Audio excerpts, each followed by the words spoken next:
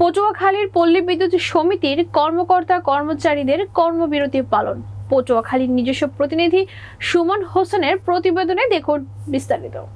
বঙ্গবন্ধুর সোনার বাংলায় বৈষম্যের ঠাঁই নেই, বৈষম্য নিপাত যাক, পল্লী বিদ্যুৎ সমিতি মুক্তি পাক, এই স্লোগানকে সামনে রেখে পটুয়াখালীর পল্লী বিদ্যুৎ সমিতির বিলিং সহকারী ও মিটার রিডার সহ বিভিন্ন পদের চাকুরি ও মজুরি স্থায়ীকরণ ও একই পদের বৈষম্য দূরীকরণের লক্ষ্যে অনির্দিষ্টকালের জন্য কর্মবিরতি পালন করেছে পল্লী বিদ্যুৎ সমিতির কর্মকর্তা কর্মচারীরা।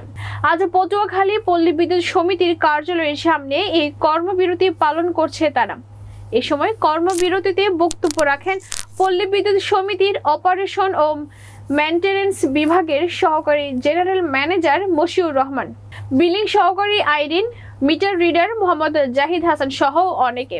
তারা গত 4 দিন ধরে এই কর্মবিরতি পালন করে আসছে এবং তাদের দাবি না মানা পর্যন্ত এই কর্মবিরতি চলমান থাকবে। পল্লী বিদ্যুতায়ন বোর্ডের দ্বৈত নীতির কারণে বিভিন্ন সুযোগ সুবিধা থেকে বঞ্চিত হচ্ছে পল্লী বিদ্যুৎ সমিতির প্রায় 200 থেকে 250 জন বিলিং সহকারী কর্মচারী। জেলার প্রত্যন্ত এলাকায় বিদ্যুৎ সরবরাহের কাজে নিয়োজিত কর্মীরা একই প্রতিষ্ঠানে চাকরি করলেও পদ, পদবি, বেতন, ভাতা, বোনাস সহ পদোন্নতির ক্ষেত্রে চরম বৈষম্যের শিকার হয়ে আসছেন বলে জানান।